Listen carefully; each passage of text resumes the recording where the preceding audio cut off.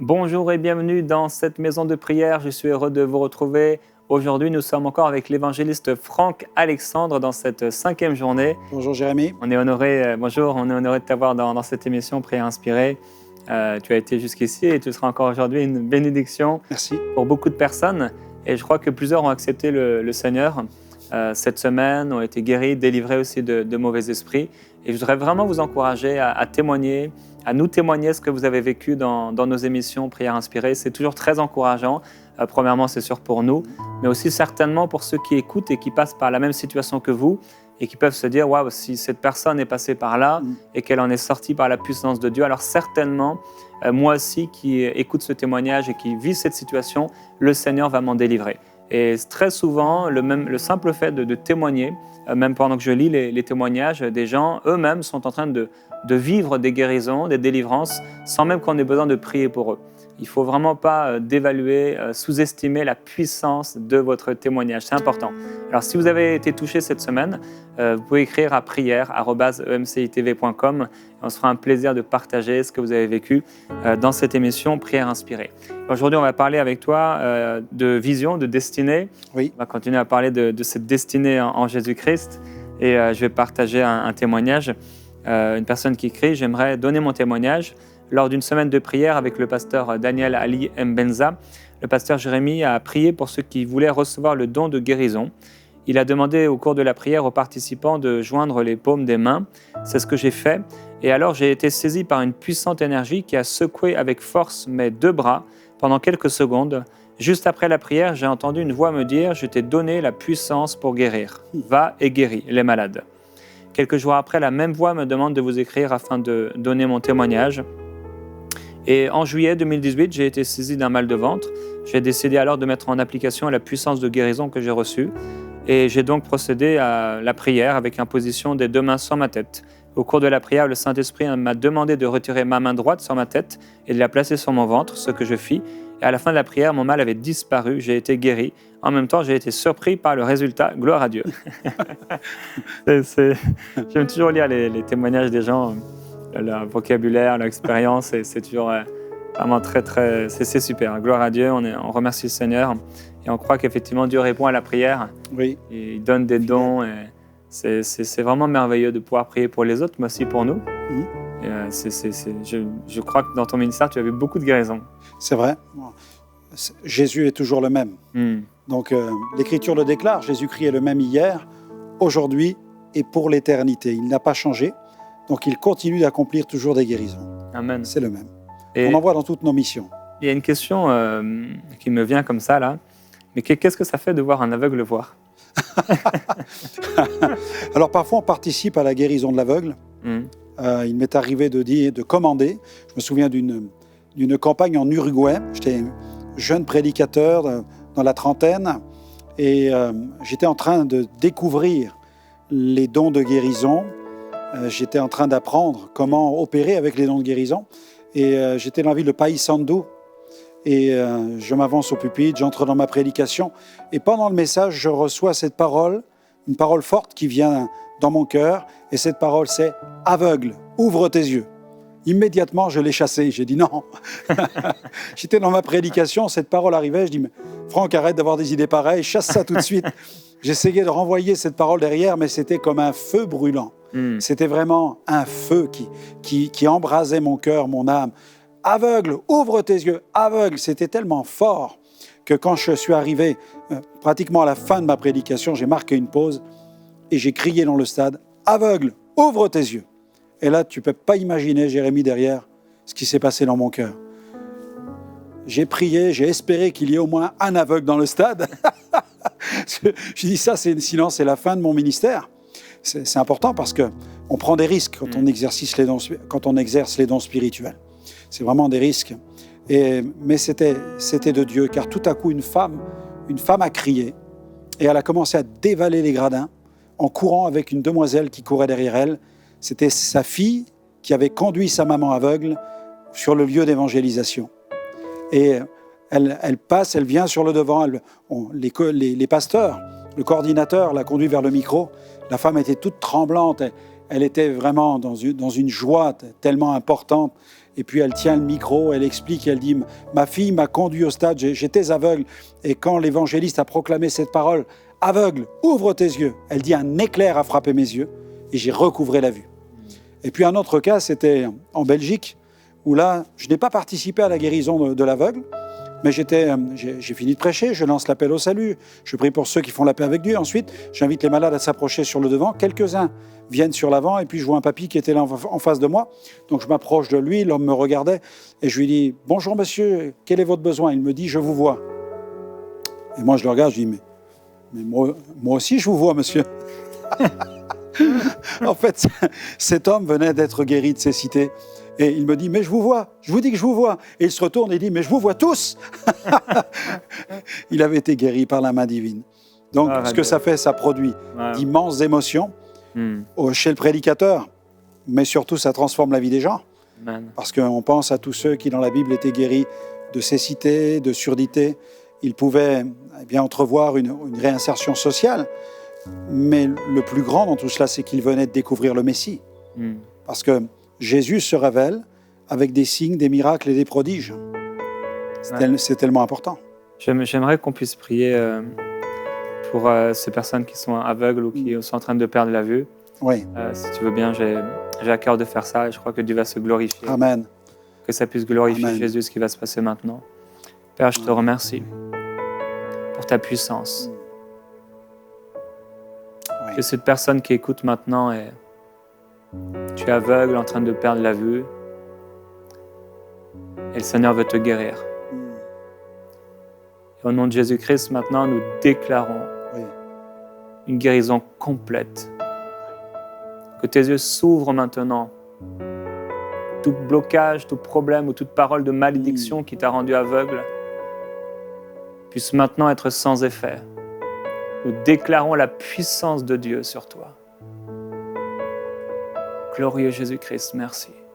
Oui, quelle que soit la cause de cette cécité, que ce soit à la suite d'un accident, d'une erreur médicale, d'une infection ou alors d'un âge avancé, peut-être pour quelqu'un d'un esprit, d'un mauvais esprit, quelle que soit la nature, nous voulons déclarer, proclamer qu'à la croix, Jésus a pris nos maladies et il a pris les maladies de toute nature.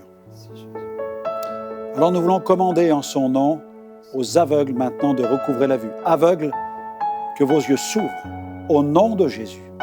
Je prie, Seigneur, que tu rendes toutes les capacités visuelles à ceux qui nous écoutent. Pose tes mains maintenant et que plusieurs puissent le vérifier en observant autour d'eux, en regardant peut-être la couleur de vos vêtements, en regardant la couleur du décor du studio sur l'écran de cet ordinateur, de cette télévision, que vous puissiez maintenant découvrir une augmentation de ces couleurs, que vous puissiez découvrir que le Seigneur pose ses mains et il restaure pleinement, il vous rend les totales capacités visuelles dont vous avez besoin. Oui, que vos yeux s'ouvrent. Alléluia. Il a dit, guérissez les malades. Tu nous as demandé, Seigneur, de guérir les malades et c'est en ton nom que nous proclamons cette parole et nous te prions vraiment de révéler Jésus en ouvrant les yeux des aveugles aujourd'hui. Glorifie-toi, Seigneur. Partout où cette émission va parcourir le monde, dans les villages les plus reculés de certains pays, Seigneur, là où il y a des connexions Internet, là où il y a des accès à la télévision satellitaire, Seigneur, partout, Seigneur, que cette parole, Seigneur, puisse apporter la guérison et que ton onction puisse accompagner ta parole. Merci, Père, au nom de Jésus. Amen. Amen. Il y a une personne qui est devenue aveugle à cause d'un coup énorme sur la tête. Je ne sais pas si c'était étant bébé. Maintenant, nous proclamons la gloire de Dieu sur vous, la puissance de Jésus-Christ. Alléluia. Il est tellement plein de compassion pour vous. Ces compassions sont grandes pour vous maintenant. Il vous rétablit. Il vous rétablit. Il vous donne la force. Soyez guéris. Alléluia. Amen. Gloire à Dieu. Gloire à Dieu. Alléluia. Merci Seigneur. Alors, on veut parler de vision, de destinée. Oui. L'Église a tellement besoin que ses yeux s'ouvrent. Et je ne savais pas que tu allais démarrer cette émission par ces témoignages, en fait. ces témoignages touchant aussi au domaine de la cécité. J'étais en Bretagne il y a quelques mois dans une assemblée. On venait de terminer la réunion et puis une dame était arrivée un peu en retard et c'était une personne toute nouvelle et les chants sont projetés en vidéo sur l'écran. Et puis là, tout le monde, les gens se sont séparés pour rentrer chez eux. Nous étions encore une dizaine à rester dans le hall d'entrée, à discuter ensemble. Et cette dame était en train de partir, et puis elle vient, elle me salue, elle me remercie pour la prédication.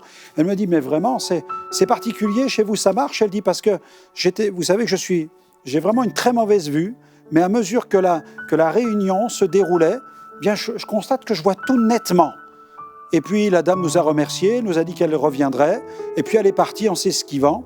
Et on était tous là, 10 personnes à nous regarder. Et je remarquais que les quelques chrétiens qui étaient là étaient un peu pantois, un peu maladroits, ne savaient pas trop quoi faire avec ce témoignage qu'on venait de recevoir. Mais finalement, nous avions une personne qui avait des problèmes au niveau de sa vision. Et cette vision était en train d'être restaurée. Il fait des miracles encore aujourd'hui. Et il faut que nos yeux s'ouvrent sur cette réalité d'un Christ qui fait encore des miracles. J'aime beaucoup cette histoire d'un explorateur. Ça date de 1914, un homme qui s'appelle Ernest Shackleton, qui un jour décide de monter toute une expédition pour aller explorer le pôle Sud.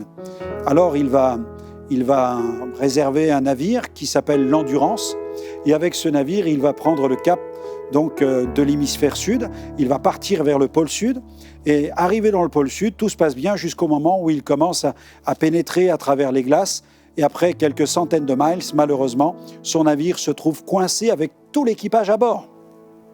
Dans de telles situations, que faut-il faire? Tout le monde va mourir, tout le monde va périr, parce qu'ils sont maintenant prisonniers des glaces. Et il ne reste plus qu'un léger filet d'eau qui permettrait simplement le passage d'une barque. Alors il décide de mettre une barque à la mer. Tout le monde reste sur la banquise, et tout le monde va devoir survivre avec les stocks de vivres qui sont à l'intérieur du navire. Et Ernest Shackleton, avec quelques hommes, décide de partir et de faire demi-tour simplement avec une barque. Cet homme avait une vision. Cet homme était animé d'une véritable vision. La vision ne peut naître que d'une personne, ne peut se manifester que chez une personne qui est consciente pleinement de sa destinée. Dieu a une destinée, nous rêvons tous d'une destinée, et en Jésus-Christ, il y a une destinée pour chacun d'entre nous. Et Dieu désire maximiser chez chacun d'entre nous cette conscience, cette pleine conscience de cette destinée, au travers d'un Dieu qui est en permanence 24 heures sur 24 avec nous. Et il désire pour cela que nous libérions notre vie, que nous libérions notre vie chrétienne pour entrer pleinement. Mais pour cela, nous devons saisir aussi toutes les opportunités divines que Dieu place devant nous. Comme dit Paul, ce n'est plus moi qui vis, c'est Christ qui vit en moi. La vie est faite de défis, la vie est faite de challenges, et nous ne pourrons pas relever ces défis et faire face à tous ces challenges sans l'aide du Saint-Esprit, sans cette vision qui provient de cette destinée. Des défis qui touchent aux études, des défis qui touchent à la famille, au travail, à la santé, à certaines relations, à la vie affective, au service, voire au ministère. Nous sommes face à tous ces défis. Et sans vision, nous ne pouvons pas relever ces défis.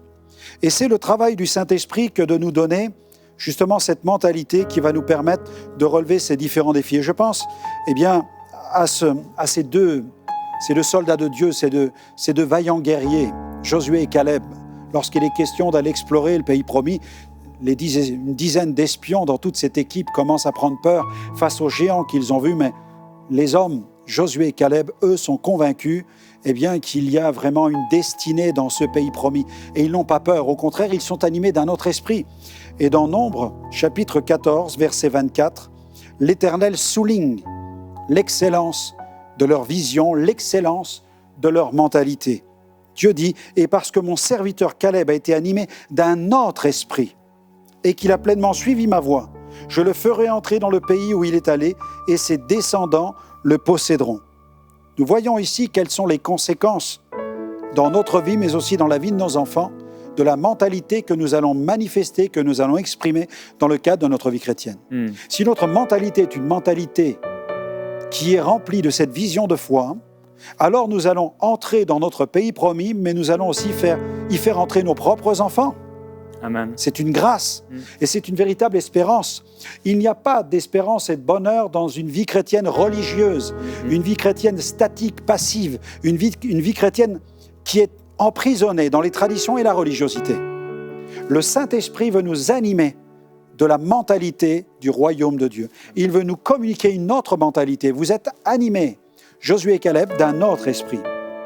Et ce passage, cette conquête du pays de Canaan nous apprend plusieurs choses. Premièrement, ce que tu es détermine ce que tu vois. Et tous ceux qui ont eu peur ne voyaient que des géants dans le pays promis. Mais Josué et Caleb voyaient l'opportunité. Ils voyaient devant eux vraiment la possibilité de s'emparer de tout un pays où il y avait du lait, du miel, une nourriture en abondance. Un pays où l'on pouvait s'installer, prendre possession du pays et y faire grandir ses enfants. Au Moyen-Âge, il y avait 2 hommes au pied d'une cathédrale. Et puis, un passant s'arrête et les regarde travailler. C'était 2 tailleurs de pierre. Et le passant regarde ces 2 hommes, il voit l'immense édifice et la tâche immense qui se trouve devant eux, puisqu'on sait que ceux qui ont commencé les cathédrales n'ont jamais vu la fin de la construction de l'édifice. Et le passant questionne le premier, lui dit « Mais monsieur, qu'est-ce que vous faites ?» Et il le regarde, l'homme le regarde, l'ouvrier le regarde un peu avec dédain, et il lui dit « Ça se voit pas, je taille des pierres. » Et puis l'autre, il le questionne, il dit « Mais monsieur, qu'est-ce que vous faites, vous ?» Alors l'homme lui répond « Je construis une cathédrale. » Quelle est notre vision ? Notre destinée en Christ, la plénitude de notre destinée en Christ va déterminer notre vision. Ce que tu es détermine ce que tu vois. Et ce que tu vois détermine ensuite ce que tu fais. Les 10 espions ont été terrorisés alors que Josué et Caleb firent taire le peuple. Les 10 espions ont commencé à semer la crainte au sein du peuple. Ils ont commencé à répandre le bruit qu'il y avait des géants. Mais pour Josué et Caleb, pour eux qui étaient de vaillants guerriers, le fait que ces hommes soient des géants, c'était un avantage. Ils étaient sûrs au moins de ne pas les rater. Mais en même temps, ils voyaient au-delà. Ils voyaient au-delà des géants. Ils voyaient l'immensité du pays qui se trouvait juste en face d'eux. Il y a quelques années, je me trouvais dans un déjeuner en Afrique. C'était un déjeuner d'hommes d'affaires, de ministres, de personnes engagées dans les plus hautes sphères de ce pays. Et il y avait là le Premier ministre, il y avait cette femme qui était engagée dans le ministère de l'Éducation. Et au cours du petit déjeuner, moi j'étais simplement invité à venir et prier, mais pas particulièrement à m'exprimer. Et puis la ministre de l'Éducation nationale a pris la parole et tout à coup elle s'est mise à pleurer devant tous les autres ministres et le Premier ministre qui était là. On était un peu embarrassés. Cette femme commence à dire « Je suis complètement découragée, j'ai le sentiment de ne servir à rien, je ne vois pas ce que je fais dans ce ministère, je ne vois aucun résultat, il n'y a rien qui marche. » Et le Premier ministre, tout à coup, s'est trouvé face à cette femme qui était en train de répandre son cœur et il était vraiment embarrassé. Et il a tourné immédiatement son regard vers moi, cherchant de l'aide de mon côté. Et j'ai compris qu'il avait besoin du coup de main d'un prédicateur. Alors, je me suis tourné vers cette dame et je lui ai dit « Madame le ministre, ne perdez pas courage. Vous avez le sentiment de ne pas savoir où vous allez. Mais quand on ne sait pas où l'on va, il est important de se souvenir d'où l'on vient. » Et tout à coup, elle s'est souvenue d'où elle venait et ce que Dieu avait fait jusqu'à aujourd'hui avec sa vie. Et elle m'a souri, elle a séché ses larmes et le Premier ministre m'a dit « Monsieur le pasteur, priez pour nous maintenant. » Elle avait retrouvé la vision des choses. Quand l'on sait d'où l'on vient, on peut savoir où l'on va. Souvenez-vous, dit la Bible, d'où vous avez été tirés. La vision de l'avenir prend sa source dans cette vision qui consiste à prendre conscience de ce que Jésus a fait concrètement pour nos vies. Et il y a ce moment crucial, il y a ce momentum, ce moment où Jésus nous a rencontrés, il nous a pris dans la boue de nos péchés, et ce moment fut le point de départ d'une vie nouvelle, le point de départ de notre glorieuse destinée. Et à partir de ce moment précis, il nous a mis sur les rails qui nous entraînent dans toutes ces œuvres extraordinaires qu'il a préparées d'avance pour tous ceux qu'il aime. Alors il nous faut vraiment saisir cette destinée, saisir cet état d'esprit, cette mentalité qui était celle de Josué et Caleb. Pour cela, il nous faut prier. C'est important, la prière. La prière, la parole sont extrêmement importants et la vision de cette destinée nous permet d'échapper au statu quo. Le statu quo, c'est une paralysie spirituelle. Et je connais tellement de chrétiens qui, malheureusement, se trouvent dans cette situation. Et j'aimerais leur dire que cette prise de conscience de la glorieuse destinée que Dieu a pour eux va les replacer sur la glorieuse trajectoire. Il est un Dieu de gloire. Amen. Il nous appelle à la célébration de sa gloire. Et j'aimerais prier pour vous, vous qui m'écoutez maintenant, là où vous êtes. Peut-être vous êtes dans une situation de statu quo. Vous êtes un peu comme Ernest Shackleton. Vous êtes prisonnier par les glaces, prisonnier par une situation, prisonnier peut-être par un échec, prisonnier par une situation d'église. Prisonnier peut-être parce que vous faites face à certains esprits religieux, conservateurs, traditionnalistes, qui vous empêchent de libérer pleinement la plénitude de votre ministère. Vous êtes prisonnier des glaces, le froid de la religiosité, la glace de la religiosité est en train de se resserrer sur vous et paralyse le ministère que Dieu vous a donné parce qu'il a une puissante destinée pour vous. Alors, comme Ernest Shackleton, il a mis la barque à la mer, il a fait machine arrière, il est allé chercher du secours et quelques mois plus tard, à l'horizon, ils ont commencé, tous ceux qui étaient sur le navire, ils ont commencé à percevoir Ernest Shackleton, qui était à la tête d'un nouveau navire qui venait à leur secours. Et Ernest Shackleton leur disait « J'arrive, je suis revenu pour vous sauver, pour vous délivrer. » Jésus est venu sur la terre, il est mort sur la croix pour nos péchés. Il a emprunté ce chemin de cette faible croix en bois. On l'a mis dans un tombeau, mais le 3e jour, il est ressuscité. Il est vivant pour l'éternité. C'est lui qui vient nous secourir. C'est lui qui vient nous délivrer. C'est lui qui vient nous libérer de l'emprise des glaces pour nous faire entrer dans le pays promis qu'il nous appelle à explorer et à conquérir. Non pas un pays de glace, non pas un enfer de glace, mais un pays promis où il y a du lait, du miel. Entrez pleinement dans cette destinée que Dieu a pour vous. Il y a des raisins, il y a des grappes de raisins, il y a du miel, il y a du lait. C'est un pays d'abondance. Et Dieu a prévu cela pour ton service. Dieu a prévu cela pour ta famille. Dieu a prévu cela pour tes affaires. Dieu a prévu cela pour ta santé. Dieu a prévu cela pour ton éternité. Ne laisse jamais plus la glace t'emprisonner. Ne laisse plus jamais la glace faire de toi un prisonnier, mais par la persévérance et par l'endurance de la foi, entre dans le pays que Dieu te donne. Au nom de Jésus. Amen. Alléluia. Gloire à Dieu. Gloire à Dieu. Et il y a un passage dans 1 Roi au chapitre 3 que je voulais partager. Et justement, quand on parle de vision, de destinée, Salomon a dit à Dieu, mon Dieu, c'est toi qui m'as établi ton serviteur pour être roi à la place de mon père David. Et il dit, et moi, je ne suis qu'un petit jeune homme, je ne sais pas gouverner. Et c'est vrai qu'on peut avoir cette vision de nous-mêmes qui parfois est juste dans la réalité. Nous ne sommes rien sans lui. Et il faut que ce soit Christ qui puisse prendre le contrôle et la place. On en a parlé hier de l'abandon. Il dit, ton serviteur est au milieu de ton peuple, celui que tu as choisi, peuple nombreux qui ne peut être ni évalué ni compté à cause de son grand nombre. Accorde donc à ton serviteur un cœur attentif pour gouverner ton peuple, pour discerner le bien du mal. Car qui pourrait gouverner ton peuple, ce peuple si important?